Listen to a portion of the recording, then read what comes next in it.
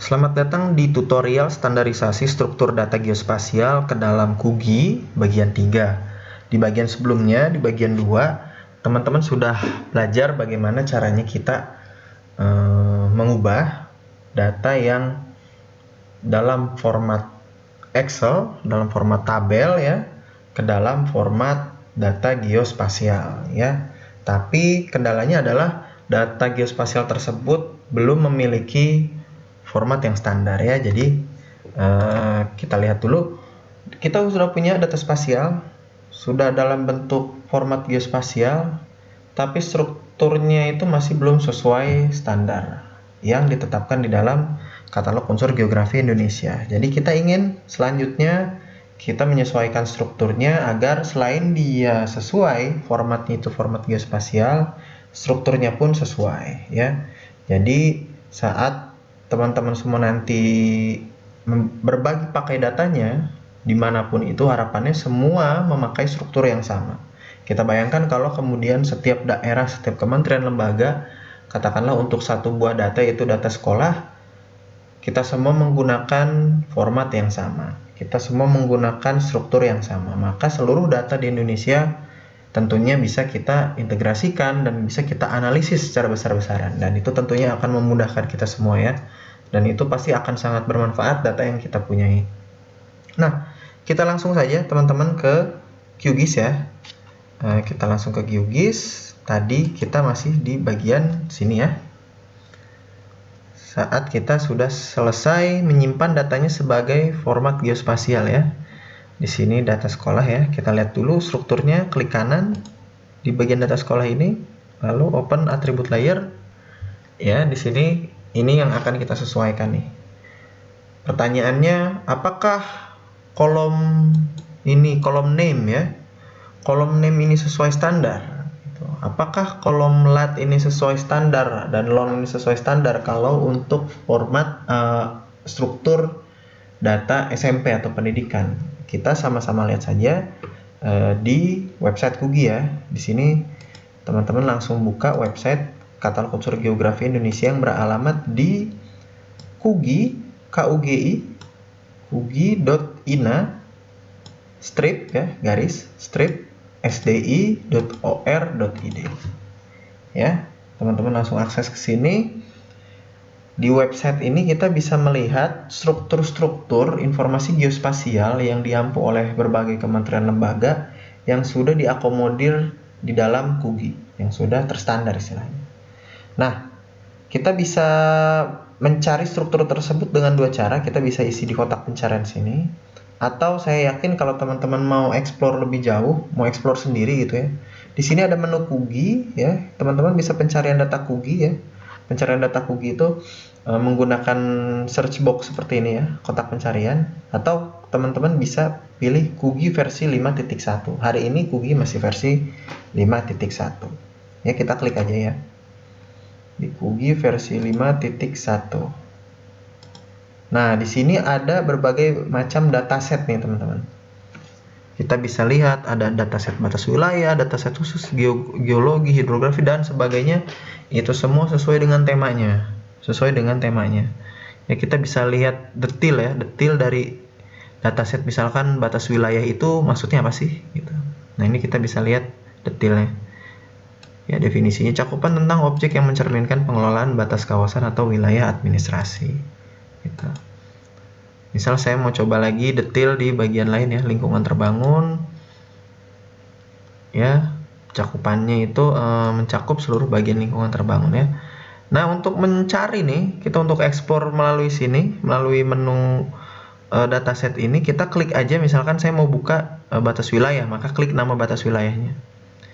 Kita mau buka hidrografi, maka saya klik hidrografinya ini nih, tulisan hidrografinya. Nah, saya kasih informasi bahwa data SMP atau itu pendidikan ya, pendidikan menengah itu masuk ke dalam lingkungan terbangun.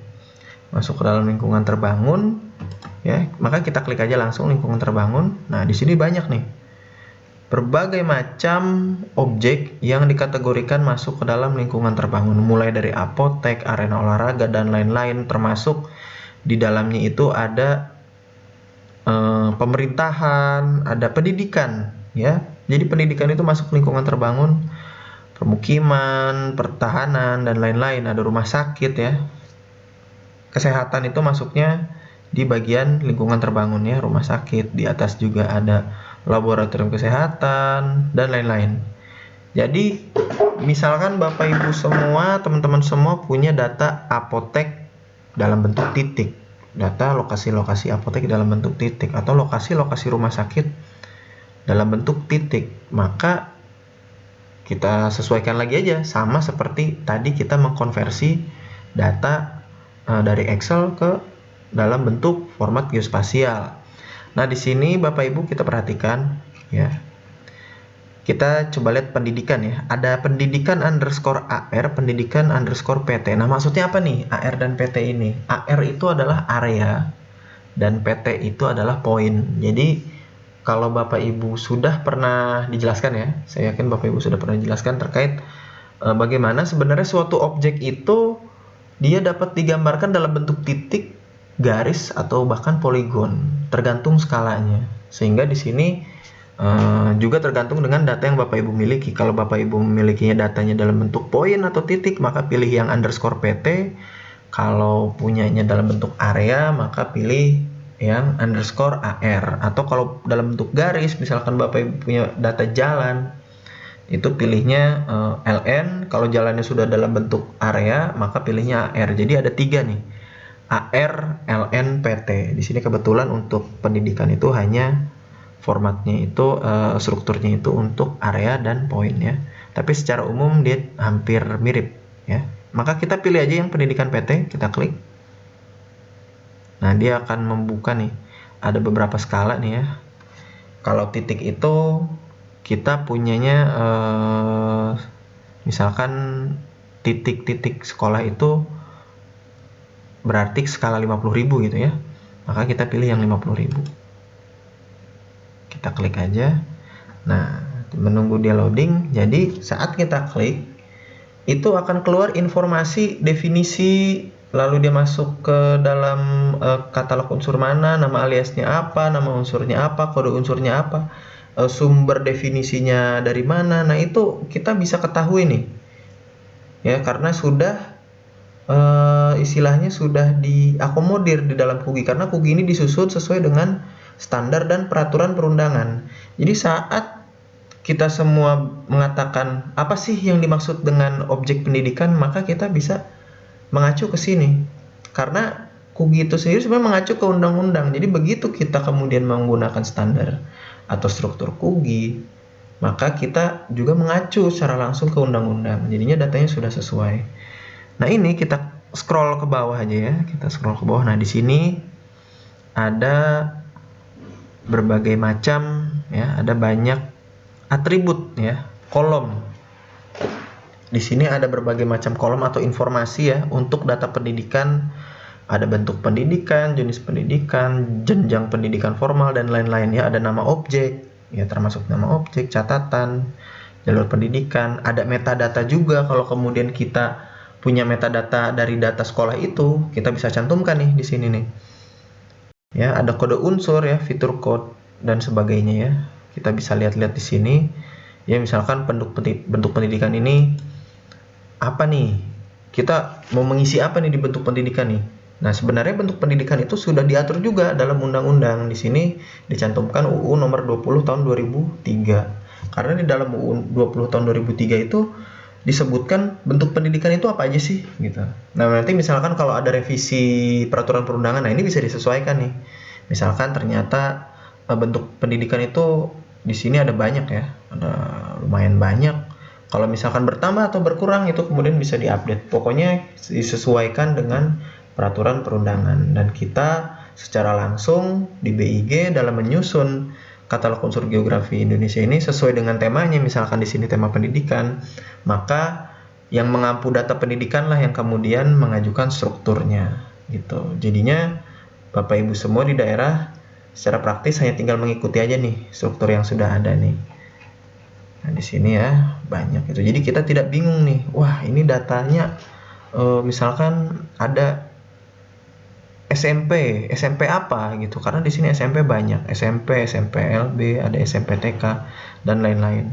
Kita bisa pilih sesuai dengan fakta lapangan yang ada, sehingga kita bisa tahu nih next time atau nanti saat kita mengumpulkan data sekolah atau mengupdate data sekolah itu, informasi apa saja yang seharusnya kita isi. Dalam hal ini kalau di daerah barangkali kewenangan di daerah itu SMP ya, misalkan di level kabupaten kota itu berarti dinas pendidikan dalam proses membuat data sekolah itu data-data ini juga harus ada seperti itu. Jadi di sini ada atribut-atributnya, ada kolom-kolomnya ya. Nah, kolom-kolom ini ingin kita masukkan ke dalam struktur yang tadi kita miliki awal nih. Ini kan name, latlon, ini kan tidak standar nih. Ini hanya 3 ya. Tapi ini ada beberapa lagi yang kita harus sebenarnya kita sediakan kolomnya. Jadi kalau kita mau mengisi informasinya kita tinggal masukkan. Maka inilah datanya yang ini nih, kita semuanya itu harus kita sesuaikan kolomnya. Ya, kolom-kolom ini harus kita sesuaikan sesuai dengan yang ada di sini. Misalkan di sini ada kode BP, maka kita harus tambahkan juga kolom kode BP seperti itu. Lalu misalkan ada kolom lagi nama objek ya, num obj, maka kita harus tambahkan nih num obj gitu supaya sesuai, karena yang lain pun pakai strukturnya sama gitu. Ini kalau kita kerjakan sejak awal saat proses memproduksi data, ini merupakan hal yang lumayan mudah. Jadi kami sarankan dalam proses produksi pun kita menggunakan katalog unsur geografi Indonesia. Perihal nanti kemudian ada updating, nah itu Bapak Ibu tinggal update aja. Apakah kemudian ada kolom yang ditambahkan, ada yang dihapus, sebagainya. Jadinya tidak sekaligus ya. Kita kembali lagi ke QGIS-nya. Nah ini ya, data yang ingin kita standarkan di strukturnya. Saya akan contohkan beberapa atribut aja. Saya akan contohkan 2 ya, Bapak Ibu ya. Di sini saya pilih atributnya itu adalah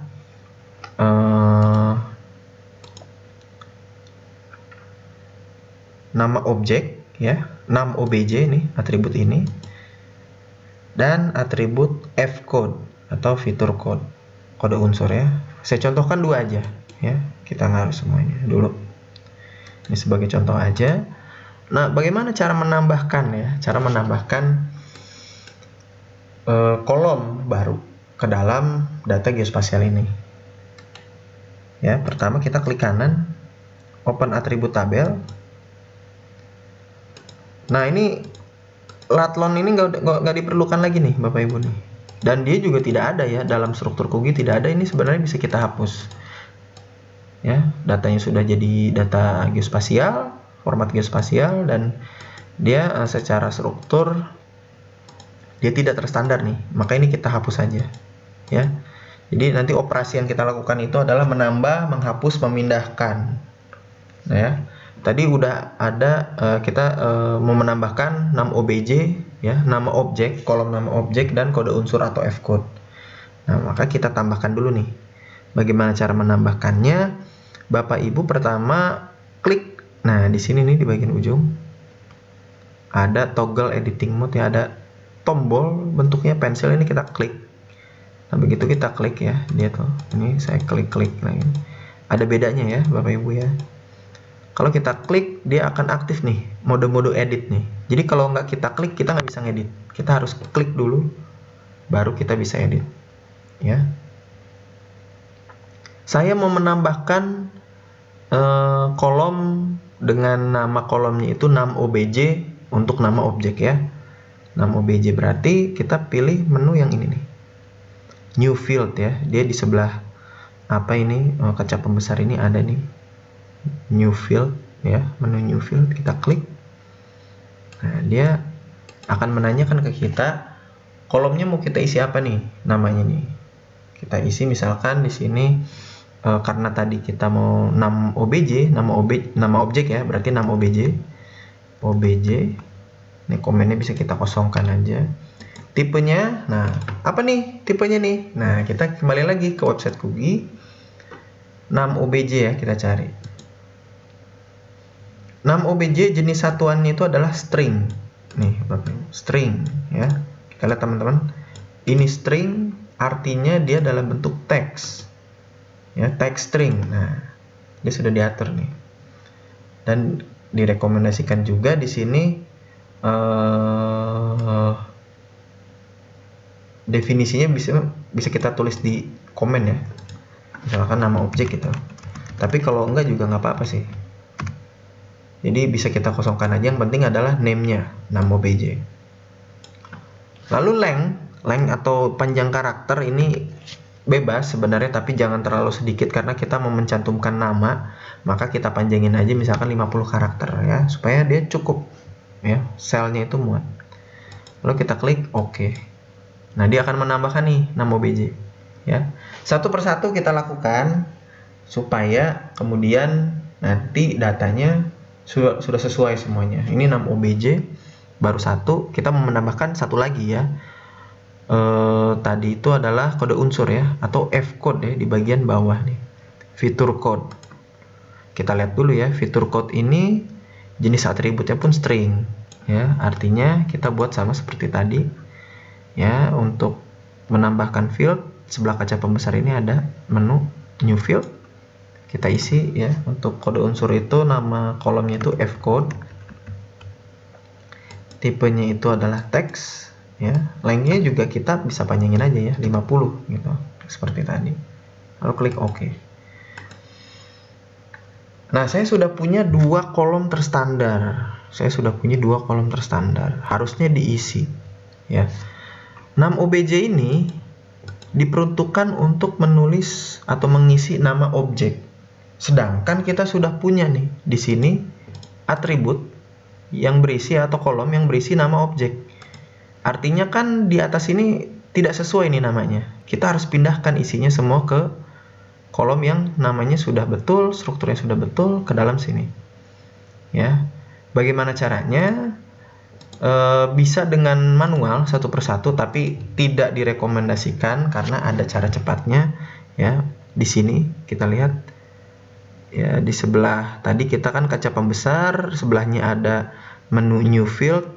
Nah, di sini ada menu delete field. Nah, di selanjutnya ya, organize column, di sini nih 4 terakhir ada open field calculator. Jadi dia itu bukan menghitung ya, memproses secara otomatis ya.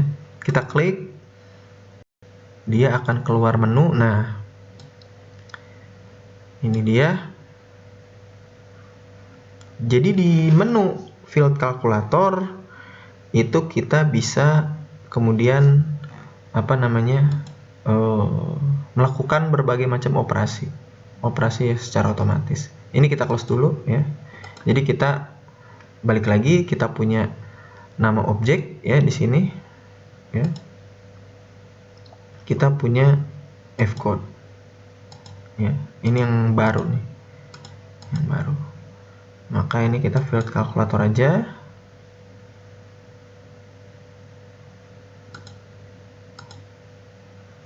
Ya. Ini kalau sudah keluar menu ini, secara default dia akan memilih yang create a new field ya. Kita bukan mau bikin field baru nih, tapi kita sudah punya fieldnya tadi. Kita sudah buat terlebih dahulu, kita sudah punya, kita pengen masukin data ya di dalam kolom kolom name ini. Karena namanya nggak sesuai standar, kita mau mau masukkan ke dalam nama kolom yang sesuai standar. Kita mau input value-value yang ada di sini ke dalam kolom yang baru. Gimana caranya? Ini kalau kita buka field calculator, itu pertama kita pindahkan dulu nih update existing field. Artinya kita mengupdate field yang sudah ada atau kolom yang sudah ada. Kita pilih ya.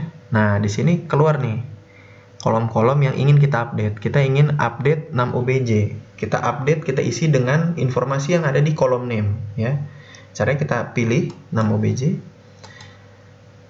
Nah, di bagian yang kosong ini kita ingin menginformasikan kepada QGIS bahwa 6 OBJ ini akan diupdate dengan data yang ada dalam kolom name ya, data yang ada di kolom yang salah tadi. Maka caranya di bagian tengah ini ya, kita perhatikan di sini banyak menu. ya Bapak Ibu. Ada salah satunya itu fields and values, ya, fields and values. Jadi kita mau mengupdate 6OBJ berdasarkan fields atau kolom yang sudah ada. Tadi kita tahu bahwa ada di dalam kolom name, maka kita klik name. Klik 2 kali ya. Nah, jadi dia langsung muncul nih di sini nih. Ya, langsung muncul, lalu kita klik OK. Nah, dia otomatis akan memindahkan datanya. Jadi tidak usah khawatir misalkan data itu berjumlah katakanlah 2000 record ya, ada 2000 SMP 2000 objek pendidikan. Itu tidak menjadi masalah karena ada operasi otomatisnya gitu. Jadi kita untuk memindahkan value-nya itu bisa dengan mudah. 6OBJ sudah terisi ya.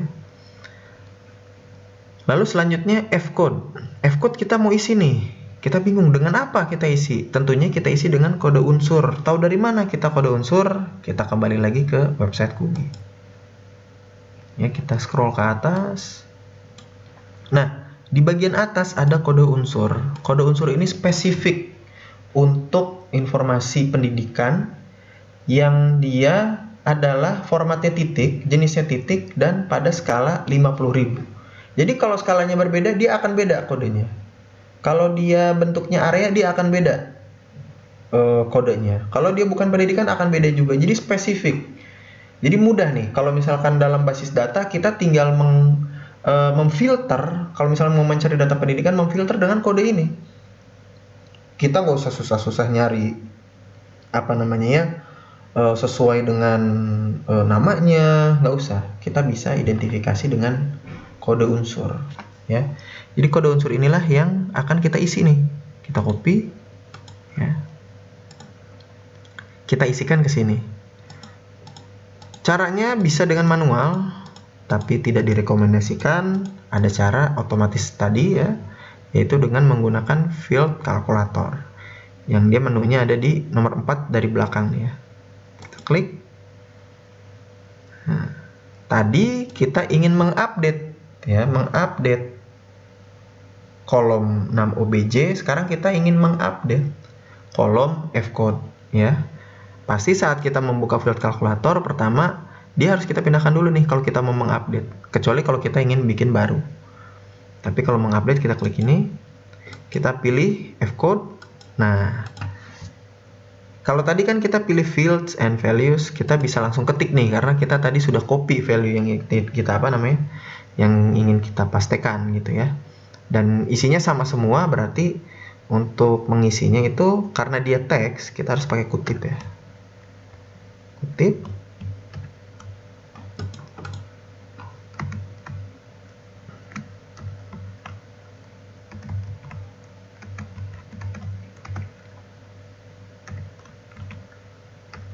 Nah, kita pakai kutip 1 ya, teman-teman. Kutip 1, kode yang sudah kita copy, kutip lagi ya. Lalu kita klik OK. Nah, sudah terisi. 6OBJ sudah terisi, F-code sudah terisi. Kita sudah tidak membutuhkan lagi kolom name, kolom lat, kolom lon. Ini kita bisa hapus nih. Cara menghapusnya itu adalah tadi ya. Ingat ya, masih ingat, kita klik new field untuk menambahkan, di sebelahnya ada delete field. Ya, kita klik aja delete field. Kita pilih nih. Kita pilih yang mau kita hapus ya. Kita pilih aja, saya mau hapus name karena dia informasinya sudah pindah ke dalam kolom yang benar. Ya, name saya pilih, lat saya pilih, lon saya pilih. Lalu saya klik OK. Nah, tersisalah kemudian struktur yang benar. Saya ini baru mencontohkan 2. Jadi teman-teman bisa nih, kalau di sini ada beberapa, misalkan ada 5 kolom di dalam Kuginya, maka ikuti 5 kolom. Ya, untuk setiap data disesuaikan. Dan seharusnya itu cukup mudah dan tidak terlalu lama ya. Ini kita secara bersama-sama sudah kita lihat, kita sudah berhasil menyesuaikan data yang awalnya dia dalam bentuk Excel, dalam bentuk tabel dengan format yang atau struktur yang kurang atau tidak berstandar, Terus kemudian sudah dalam bentuk geospasial dan sekarang juga sudah dalam struktur yang benar. Jadinya ini sangat mudah dan sangat bisa teman-teman lakukan ya. Nah, kalau misalkan sudah selesai nih ya, ini katakanlah saya sudah selesai menyesuaikan strukturnya, bagaimana nih selanjutnya? Ya, tinggal kita simpan ya. Kita jangan lupa klik ya di sini nih ada menu save edits ya, 3 dari depan ya, seperti disket ini kita klik. Nah, dia sudah disimpan. Lalu kita, karena tadi di awal kita klik pensil untuk mengaktifkan mode edit, kita matikan aja mode editnya karena sudah selesai ya. Nah, seperti ini. Seperti ini datanya. Akan tetapi secara nama pun dia belum sesuai ya. Dia namanya masih data sekolah, sedangkan di katalog unsur geografi Indonesia itu namanya pendidikan PT. Maka seharusnya kita namakan juga dia pendidikan PT. Ya, copy. Nah, tadi kita sudah copy ya, pendidikan PT. Kita simpan dengan cara simpan ulang, export ya. Sebagaimana tadi kita mengekspor data Excel atau CSV ke dalam geospasial, nah ini pun kita simpan lagi. Save as. Nah, ini sudah betul as save file. Nah, untuk file name-nya jangan langsung diketik, tapi kita klik tombol yang ada di sini. Tombol titik 3 ini. Ya. Nah, kita simpan sebagai pendidikan PT. Ya, lalu ya pendidikan underscore PT, lalu kita save. Yang lainnya sudah selesai, dibiarkan aja, lalu kita klik OK. Nah, dia akan menambahkan data secara otomatis ke dalam tampilannya. Kita sudah punya nih pendidikan underscore PT, kita bisa hilangkan ya, kita bisa remove data sekolah ini, klik kanan, remove. Nah, kita sekarang sudah punya data yang sudah sesuai penamaannya, strukturnya sudah sesuai dan sudah terisi. Berawal dari sebuah data tabular ya. Kita sama-sama lihat hasil akhirnya di folder itu seperti apa. Nah, yang awalnya kita hanya punya satu buah data sekolah ini, sekarang kita sudah punya data yang benar, pendidikan underscore PT. Sehingga kita selesai nih, satu buah data yang sudah kita standarkan. Jadi demikian teman-teman proses ya, sejak awal, dari awal sampai akhir, bagaimana caranya kita mengkugikan data geospasial yang awalnya masih dalam bentuk tabular sampai sesuai dengan struktur datanya. Di video-video selanjutnya itu akan ada kita bagaimana caranya memanfaatkan template yang sudah kita download tadi. Ingat ya, di awal di bagian 1 kita sudah mendownload template. Bagaimana kita memanfaatkan template itu untuk membuat data baru, atau bahkan kita memanfaatkan template itu untuk data yang sudah ada, kita pindahkan ke template yang sudah disesuaikan atau sudah yang sudah di-download dari Kugi, yang sudah sesuai dengan Kugi. Nah, itu nanti kita akan saksikan di video-video selanjutnya. Terima kasih.